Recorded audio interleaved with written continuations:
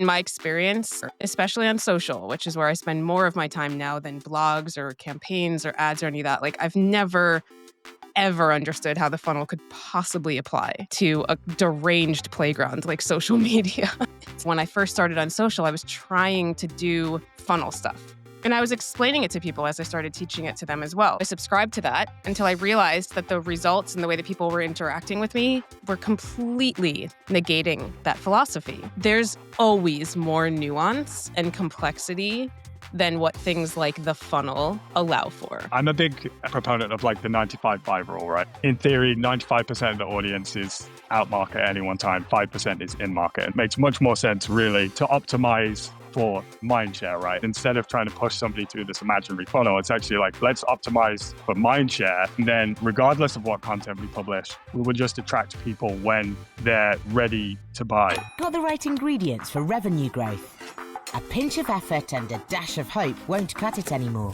Grab your utensils. You're about to get some high-performing marketing recipes. Welcome to Client Boost Kitchen. Erica, welcome to the show. Thanks for having me. No problem. So Kimberly, kind of like B2B content lead, actually introduced us because I'd been doing a lot of posts on the death of the funnel. And I get a lot of pushback when I write about this on LinkedIn. I think it definitely divides opinion. But when she told me that you actually shared that same point of view, I was very excited to have you on the podcast because I don't think there's too many of us proponents for the death of the funnel. I think marketers are going to be clinging on to it forever. So I think the first thing I wanted to clear up with you, Erica, was why do you think the marketing funnel is dead? Look, was the marketing funnel ever alive is really a better question, right? That's a great response. Like what I understand the desire as humans and humans who need to measure things and humans who have tasks that we need to do and blah, blah, blah, to simplify. Like it makes sense. It's why social media works. People like to be able to see something extremely complex and nuanced that has all of these little fingers and, hubs, whatever, and be like, oh, let's make a pattern out of it. Because that's the easiest way for us to feel like we understand what we're doing and then can do a good job at it. But there's always more nuance and complexity than what things like the funnel allow for. And so for me, I don't have a marketing background. I didn't study marketing. I learned everything I know on the job. And a lot of what I do that I think makes me special is I just follow my human insights. So I think there also might be a divide between the people who've like read all the marketing books and studied everything because it's in your brain more. It makes more sense for the people like me who I'm happy to admit that I have not, right? Like I am an unstudied marketer. It just doesn't make any sense with how my intuition plays into what I do. And then the actual data and results that I've gotten by not following some traditional funnel or trying to put myself into a box. And so part of me gets it. Like I get it. And I also I still use the phrases tofu, mofu, bofu or whatever, because it's like everyone uses it. So it makes sense. But in my experience, I've never, especially on social, which is where I spend more of my time now than blogs or campaigns or ads or any of that. Like I've never, ever understood how the funnel could possibly apply to a deranged playground like social media. Like what? That's the hook. That's the hook right there. How could the funnel ever apply to a deranged playground like social media? I love that. Go. So I think that there's a few things that I kind of noticed as you were talking there. So one of them was came into marketing without really having a traditional background in marketing. So it's actually kind of similar to myself. I actually did an English literature degree, then went on to like a retail graduate program type deal. And then it took me like another 8 years before I discovered copywriting and kind of entered marketing through that avenue. So I also want to say that some of the best marketers I've met didn't necessarily go to marketing school, which I don't know, potentially says a lot about marketing school. So what I kind of wanted to drill into there. So you came in without any kind of like historical like marketing education. And so was there ever a period where you were actually found yourself ascribing to the funnel? Because you kind of mentioned that like it's still a framework that you refer to when you're like talking to people because it's just such common like vernacular for us marketers. And was there like a definitive moment where you're like, this is silly. We need to stop doing this. I need to like take a stand against this way of doing marketing. 100%. So I started my career in B2B SaaS blogs that are SEO optimized. And so Yes. uh, the way that you do a strategy in blog writing has to be the funnel, right? Like it's what everybody understands. So you have to explain the purpose of a certain type of piece, especially if you're trying to rank blah blah blah. So yeah, that's where I learned it and that's how we wrote. So we had the awareness pieces that were much more tofu, the what is, the how-tos. Um the consideration pieces were always super muddy to me. I was like, what the hell is the difference between giving a little bit more detail in this one, right? But fine, like I also learned about the funnel because I had to write marketing blogs about the funnel for clients, right? So that was part of it, which was very meta. And then Bofu, again, like I think Bofu, if we're talking about blogs, makes the most sense. Like I love Lachey Lewis and she's the Bofu goat. And I get that if you're searching for like something like a comparison or what's the difference between that to me makes more sense in a blog world. If you're in search and you're like, I'm ready to buy something and I'm just comparing, fine. Like maybe they're actually at the bottom of the so called funnel at that point. But yeah, so that's where I learned all about this is how content is produced. It's in a nice little box. People buy things linearly. Oh, wait, never mind. They go in a circle, but fine. Like they're going to circle between them. They're in a flywheel. We still need the funnel and the flywheel, whatever. And then my career shifted more towards social. So I started building a personal brand. Then I left my job and built my own business. And I get 100% of my business from social. And so when I first started on social, I was trying to do funnel stuff. And I was explaining it to people as I started teaching it to them as well. Like, okay, you want to write awareness posts, like then people are going to get to know you. So you want to do more consideration stuff. And then, you're going to have your sales posts. You want to do that once a week, never more than once a week. And it has to be the Bofu post. And this is what's going to get everyone to buy. And so I subscribed to that until I realized that the results and the way that people were interacting with me were completely negating that philosophy. People were coming in to talk to me and book discovery calls or buy my courses from so-called awareness posts or posts that had nothing to do with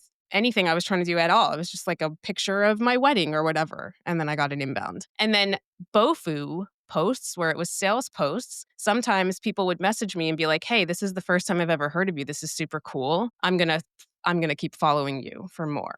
And I was like, oh, isn't that what an awareness post is supposed to do? And so it just shattered my thinking. I was like, this doesn't make any sense. There is no actual assignment of what buyers are supposed to do based on this type of post on social. Mhm. That really checks out, and I think I, like, going on, like, a tiny bit of a tangent here, had as, like, a very similar epiphany to you, whereas I started realizing, okay, the buyers don't actually care what we label this content. They just kinda are where they are in their journey, and they're just interacting with any column, content that's relevant to them, and for me, I always like to do kind of, I know they say you're not your target audience, but I like to analyze how I buy things myself when I'm trying to work out how people operate in actual markets. So I know for me, I'm like, a hobby of mine is playing guitar. And so one thing I like to do as a guitar player is I will go on different guitar websites and I will just go through like the specs of loads of different guitars that I have no intention of buying. Now, a marketer will call that like consideration or bottom of funnel content. But for me, I'm just browsing, having fun. And almost always, if I do buy a new guitar, I'm going to go with my favorite brand. And that's actually from that more kind of like top of funnel slash mindshare building content, right? And so I feel like to some degree, I'm like a marketer's worst nightmare in that, but it's also like even the reverse of the funnel. So not only is the funnel not working linearly, it's not even working in the direction that we might think it's working if that were to be the case, right? Yeah. It does. I did a Bofu post yesterday on Yeah. LinkedIn. 2 days ago. It's a straight up like my client went from X to Y in time frame, and here's the amazing things that he had to say about working with us. DM me if you want to work with me. I got 2 very qualified inbounds from that post. One was someone who I'd never heard of and had not heard of me until 2 days ago. And the other one was someone who's been following me for 3 years. Tell me how both of those people are going through the same funnel. Make it make sense. It doesn't make sense.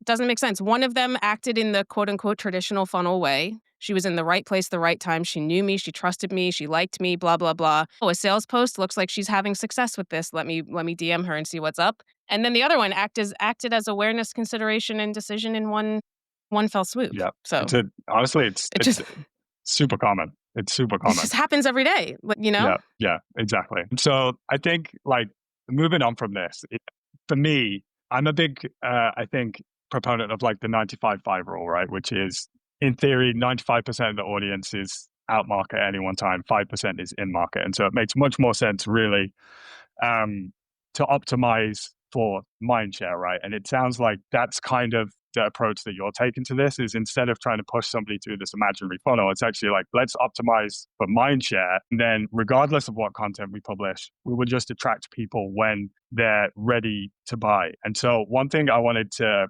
kind of understand from you is what do you think is the difference between a strategy where you're really focused on building mind share within audiences versus that kind of typical checkbox content / made up funnel approach?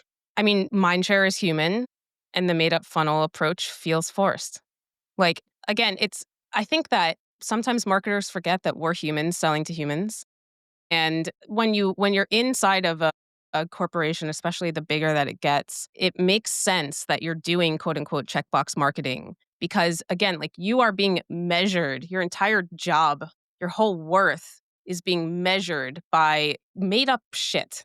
Like things that just don't really matter if it's being run by people who aren't of the same philosophy that we are, right? Where credit where credit's due. There's a lot of people who are trying to run it differently and better. But attribution is really hard, especially when you have a board that you have to present to. So people can feel that. There's a downstream effect of marketers being measured on bullshit that doesn't matter versus marketers who are free to be humans, who understand wholeheartedly, I am a human. I'm speaking to a human. Humans are complex and not everything about humans can be measured.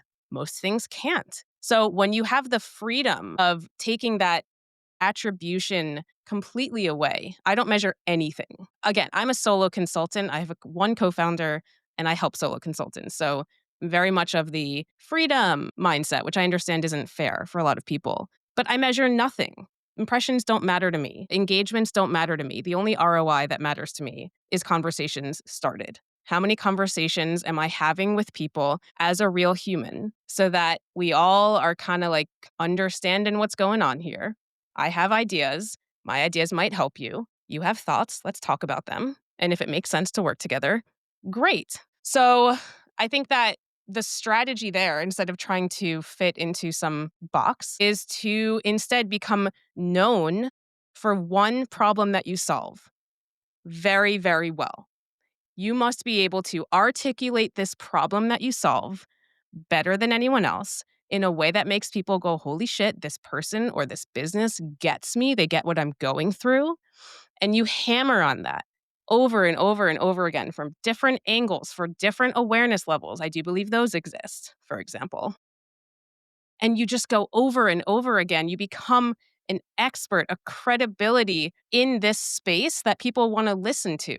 And so I can go into the MP3 next, but I don't know if you wanted to talk more about that. But I have my own strategy for how to do that. Yeah, for sure. Well, we'll definitely dive into your framework for doing that because I think that's going to be really valuable for the listeners. But there was a couple of points that I kind of wanted to drill into based on kind of what you were saying there. So the interesting thing for me is when it comes to that typical funnel based approach as well, one of the things that I see will happen is you really hyper focus there on becoming associated with one singular thing and finding multiple different ways to talk about the same thing. And so one thing I've seen when people go with that like typical funnel approach is that they will actually be really obsessed with trying to say different things all the time, especially when it's focused on top of funnel content. Because they're like, top of funnel can't be problem focused. It has to be, broader audience stuff. So we can't talk about the same thing. We've got to find new things to talk about. And what I always see as a result of that is that the top of like quote unquote top of funnel content will then also not perform. So companies will struggle to attribute back to it and measure it because it actually isn't working. And it isn't working because it never actually ties back to the product. And so there's loads of why is HubSpot ranking for like, I don't know, Play-Doh or whatever like I feel like they were ranking for everything at one point. Do you know what I I know, mean? yeah. Like why is Amazon the number one for whatever the hell that has nothing to do with anything? Like I think another aspect of that is humans are in charge of this and it's a game. And we like playing games and we like winning games. So if you can get the number one spot in a bunch of keywords, like we did it, we won. And you lose the customer, you lose the whole point of what you're doing to this game. I think Yeah. that influences a lot of the decisions that we make as well. Yeah, 100%. And I think the tricky thing is people saw what HubSpot were doing. And because HubSpot was, people forget that HubSpot kind of like had a perfect storm of environment, which is there wasn't really any other CRM competitors at the time other than Salesforce. So the market needed a competitor against Salesforce. They had a bunch of investment, so they were just visible everywhere. And they did have a very strong product market fit, very strong value proposition. And it's like there were lots of things that working, but you couldn't really tell what wasn't working. And I think it's kind of funny because they're still continuing to grow year on year. Yet when you actually look at their traffic, I think they finally realized, oh, we never actually needed all that top of funnel traffic. And Mhm. it's just completely dropped off a cliff now.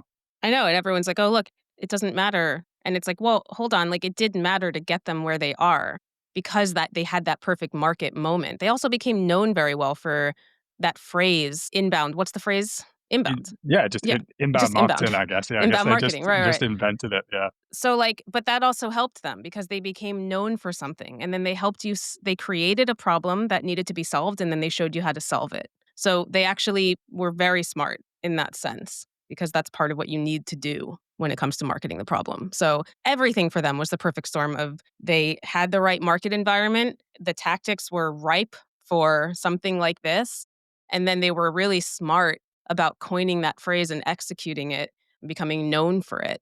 And so it was, impossible at that point to knock them down. But yeah, they did a lot of checkbox marketing after that. That did absolutely nothing for their revenue. And now they're finally like, okay, it doesn't matter anymore. Rev is still going up. It's just a really great case study in wasted time. Yeah, yeah. Actually, you've triggered a thought for me there. That's one more thing I want to get to before Okay. we go on to this framework, which I'm excited to talk about. Sure, Which sure. was, you talked about how there was so many things they did that just didn't work, and so I feel like we're almost definitely going to align on this, which is the idea of like email nurture funnels. So I feel like that's something that HubSpot was super famous for. They were always like build a list, create a funnel, convert this content through the funnel. And for me, I was like, they just assumed that people were going to consume every single piece of content in that funnel. And if you executed the exact messaging right in each step, then you would get to the end of the funnel and prospects would just naturally convert because you gave them the top of funnel, then you gave them the consideration piece, then you gave them a little bit of trust building, you sent them the case study, and then the final one is, oh, by the way, do you want to try the free version of HubSpot? And the interesting thing for me is I think this is probably like a lot of the other tactics that they did that maybe looked like it was working when it wasn't working is, let's say, for example, you have like 100,000 newsletter subscribers, and then you run this like quote unquote funnel. It gets to the end piece, and you have a 5% conversion rate to people signing up. They'll present that back to leadership and be like, oh, the funnel worked. But when you understand how markets actually work, which is that 95-5 rule, you're like, well, 5% conversion rate just makes sense as that many people would have converted anyway if you just send them like a bog standard email. Look, I'm with you on this one too. I've also sold many products in my time. And at one point, I had a 5-day educational email sequence with a 20 email nurture sequence on the back end of it. And I was like, this is going to do it. This is going to be the best thing ever. I'm going to educate the shit out of these people. They're going to be so excited to buy at the end. And like 2 people bought. It just didn't work for multiple reasons. Like it could have been the copy, it could have been the market, it could have been the wrong whatever. But like, yeah, I think yes, attributing. I think we love to attribute. We love to attribute things and give 100% of the credit to things when I think the underlying theme of this conversation is that that's impossible. And people are complex and nuanced. And it is always more complex and nuanced than credit, where credit goes. I would 100% agree. And with that, with it being complex and nuanced, I think obviously previous funnel-based approach, I don't think does work. I think when it does work, it works by accident, and it means that marketers are probably spending a lot of time on things that they don't need to. I think they're putting too much thought into trying to orchestrate things in very specific ways that doesn't really reflect the way buyers buy. And so obviously, as a result of this, you've kind of developed your own framework that you work through, companies and clients with to help them actually create content in a meaningful way that is more aligned to the way buyers actually buy. So this is called the MP3 framework. And I would love for you to give us a walkthrough of this framework. Absolutely. MP3 stands for market the problem, market the process, market the proof. So all you need to do in content, no matter where you're putting content out, is you need to become extremely well known and very articulate for one core problem that you solve. It doesn't mean you can't solve more than one problem, but you are known as the people who solve X, right? So in my business, I am the person who solves the solopreneurs get stuck at $20,000 a month. They hit a ceiling. Here's why. And we're going to get you past that ceiling. Like, that is the thing that I am trying to become known for. Previously, before I did that, I was known as the editor who believes that editing adds value, right? Like, that's the thing. So market the problem. Obviously, there are many different ways to market the problem, but you want to hammer home on those feelings that people are struggling with. So the goal at the end of market the problem content is, for example, wow, you just said what's in my head. I've never heard it articulated like that.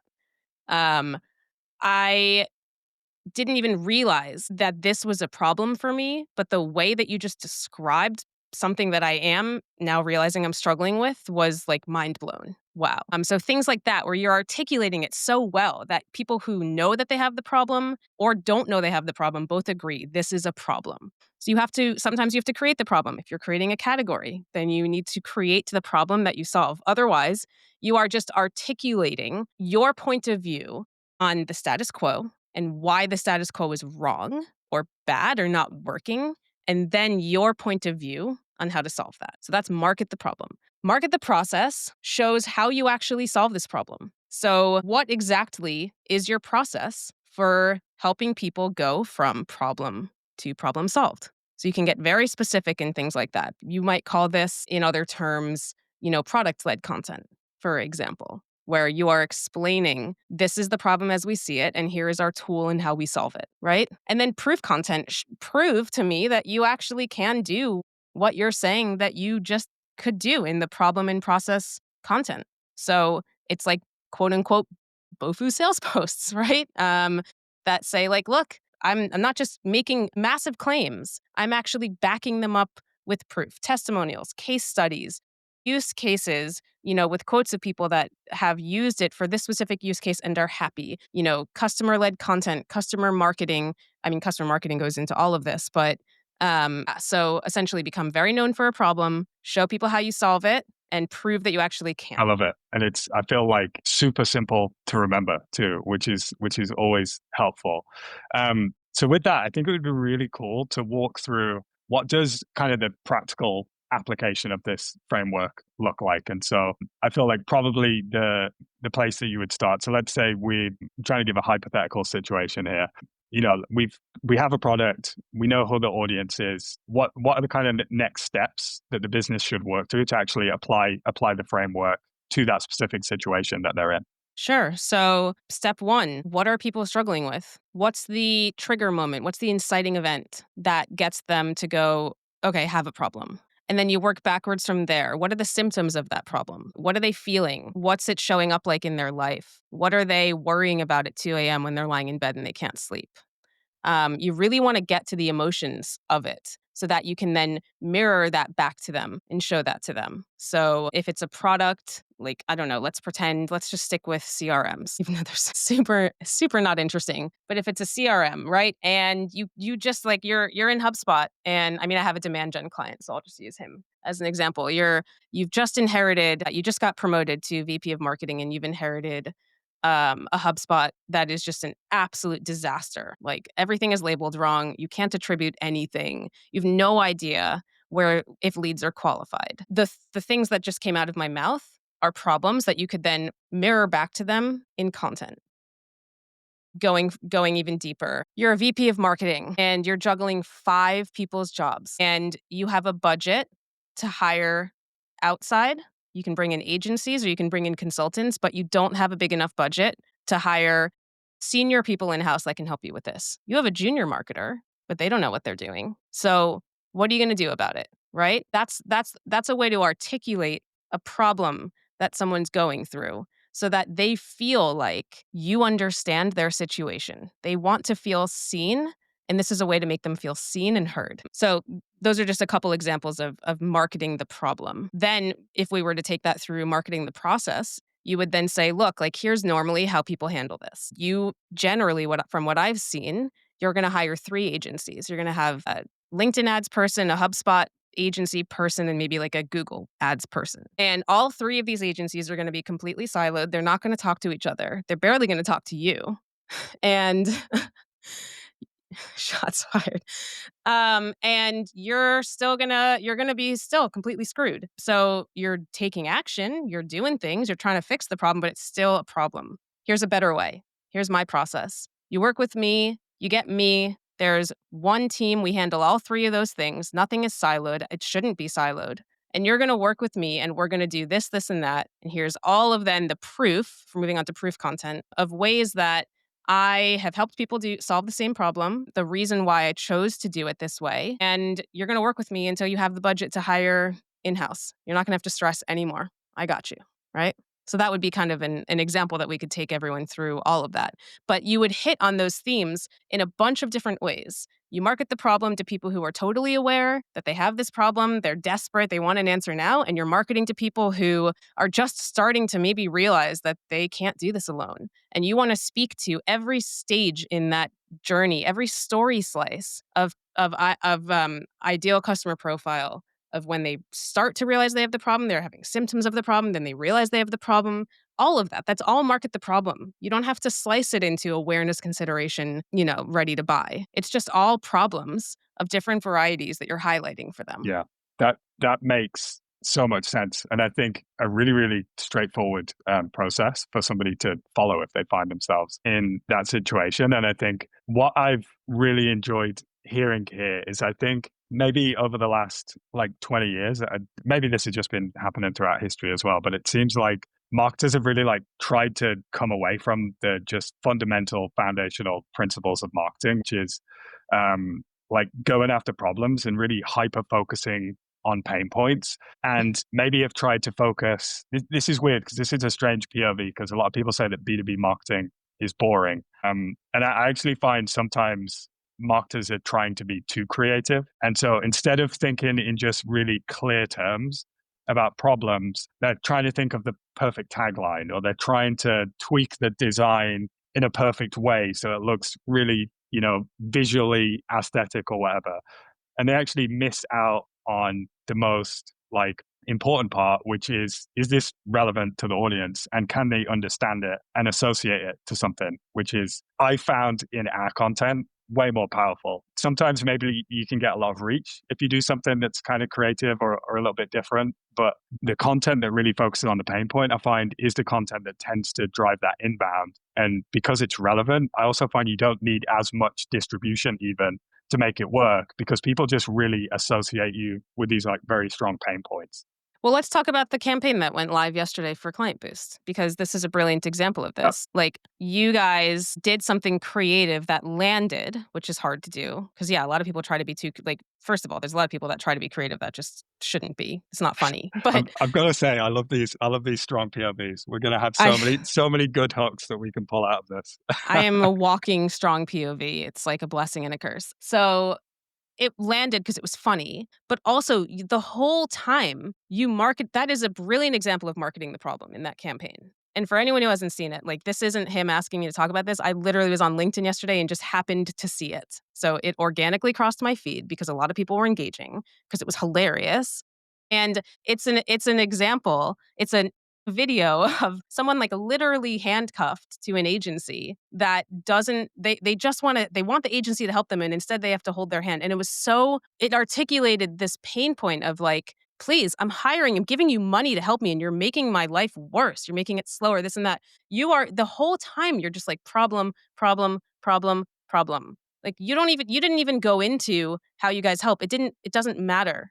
I didn't know at the end of that how you help. I just knew that because you had this point of view on this problem that is so relatable, you get it, which makes me want to work with you even though I don't even know what you do, right? Like that's what market the problem content does so well. You articulate it so well that you're immediately like, yes, who are you? I want to follow you. Yeah, 100%. It's interesting you say that. So first, I appreciate the positive feedback on the content. And so I guess one piece of advice I could give to people listening is one thing that we spend a lot of time doing is trying to just interview like CMOs, VP marketing, heads of marketing, directors of marketing, as much as possible to find out what are the key pain points that you have specifically when working with other agencies. So we have just like a huge database of like category entry points that we pulled from that, from key pain points. And so the benefit of having all that data is one, we can feed it into cool ad formats like that one that's based on something we know is going to resonate because 100 different CMOs told us they've been in this situation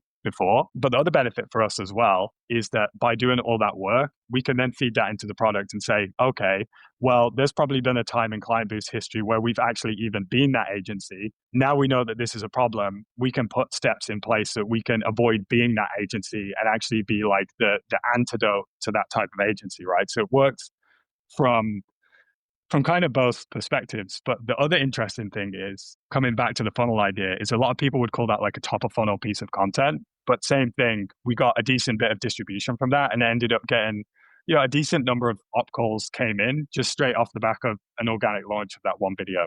Exactly. Exactly. Like, why do you have to have a label on that as top of funnel awareness? That is the whole point of this. No, this is market the problem content. We're going to win a lot of mind share with this. So, yes, the goal is definitely to have this go wide, but we want to hit people at all stages of consideration, if that even exists. Like, in this moment, and we don't have to measure, we don't have to put this in the top of funnel category. We're going to put it in the market the problem category, and then we're going to see what comes off the back of it. Yeah. Simple. 100%. So I want to come back to your framework because I really liked very straightforward process. You talked us through even how to apply this, which I think listeners are going to get a lot of value from. I think they can probably just follow that exercise.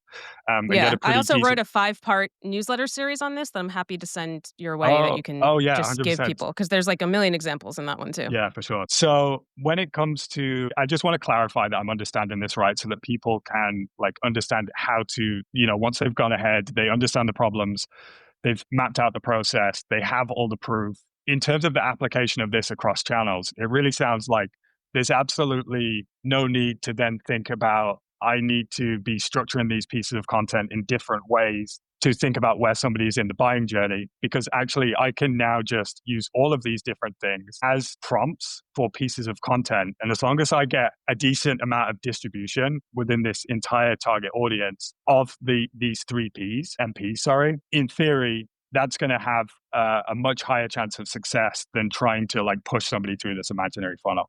100%. That is completely correct.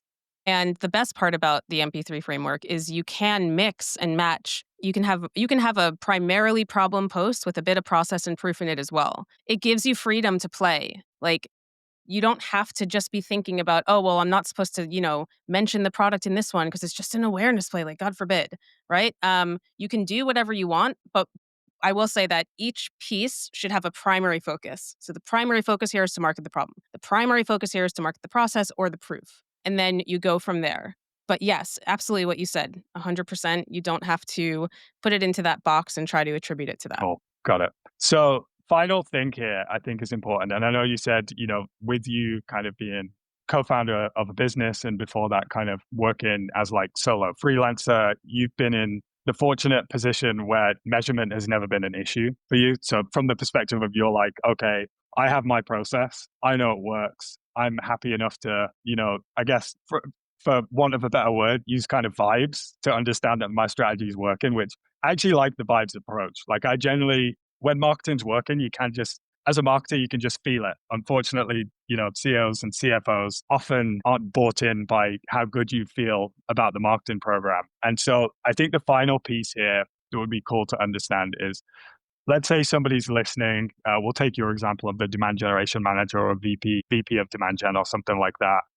They've gone away, executed the MP3 framework flawlessly, and have started seeing inbound. What do you think in this kind of post-funnel marketing world would be the best way for them to measure the success of these campaigns? I mean, God, I'm not a measurement expert by any means. Yeah. I know people have like a million different point of views on the best way to measure and how you should measure. I would say whatever you're doing now, if the numbers are getting better, it's working. Like just to simplify it down into the easiest way to understand it.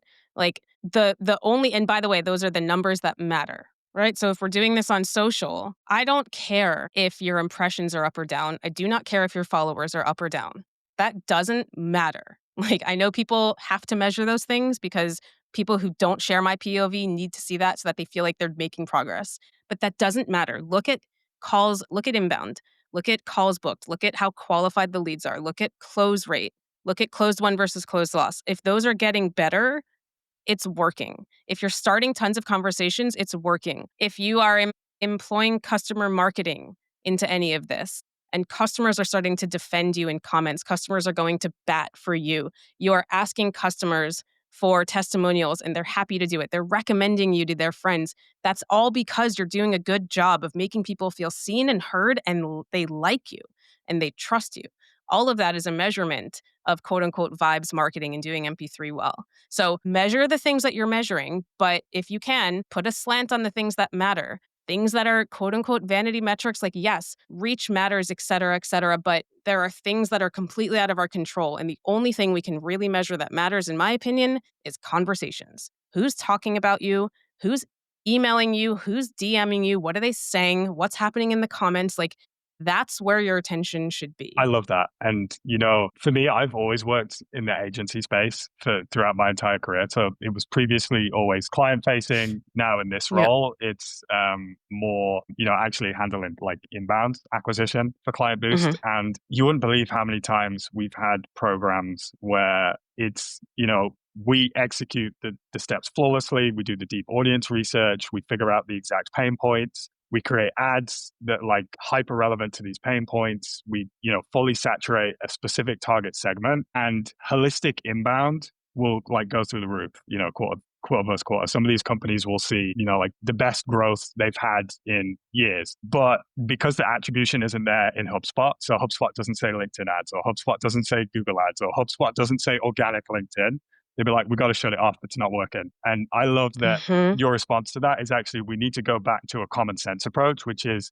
if you launch a new marketing program and suddenly you have more inbound, you have more people talking about you, you have more people leaving reviews, you have more referrals than you've ever had. That is the data. Like, you don't need something in HubSpot that says, oh, this one came from LinkedIn. And I think that's also kind of an echo of the problem with funnel marketing, which is when you think it works like a funnel and not through mindshare, you put way too much focus on just one channel when you should be just looking at the whole program in its Hmm. entirety. 100%. I have a customer marketing. I know I brought that up because I have a customer marketing client. She's dealing with this right now. She's working with Series A, Series B. They want to know all of the metrics across all social channels and they want them to go up. And she said, I can get that for you, but it doesn't really matter. The only metric that matters, and she took out a graph and she circled Mhm. it. She said, this is where we started working together and your churn is cut by like 75%. That matters. The other stuff doesn't matter. Like, this is the point of customer marketing, is to make existing customers happy so we can get them talking and then we can bring in new customers. Like, so I can go do that if you want me to, but this is the metric. And so they listened, which is great because she could go spend 5 hours collating all those metrics, but that's a waste of her time that she could be using to Mhm. get more customers excited about talking about them. It's just, yeah, common sense marketing for the win. Yeah. And so I think there's another gem hidden in what you just said there that's important to point out, which is marketers also need to be really careful about the metrics that they do take to, senior members of boards, because the default mindset of, the C-suite is if you show them a number, they just want to see that it's going up and to the right, unless it's like, an efficiency number, they probably want to see it going, down and to the right, but it needs to be going in the right direction for them. And they won't really have the full understanding of that number to understand if it needs to go in the right direction. And you can actually put yourself into a bad position by taking the metrics that maybe don't matter as much. And I think an example that I would give there would be traffic. So I remember working for B2B branded merchandise company once, and they just wanted to see all the metrics, and we didn't push back enough at the time. So we were tracking everything. And so we had 1 month where we hit historic numbers of inbound opportunity growth, but direct traffic had tanked.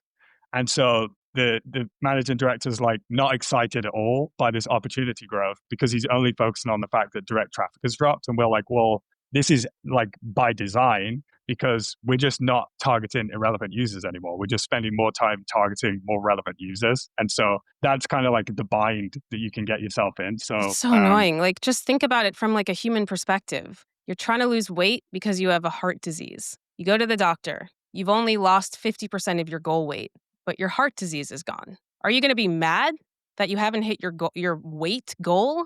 Or are you going to be happy that you don't have a disease? Like, we focus on these things that might matter a little bit, but they're not the whole thing. They're not the goal. It's a made up number. It's a made up goal. Focus on the actual goal that matters. Get rid of the disease. Like, get people to buy from you. Get people excited about your brand. Yeah.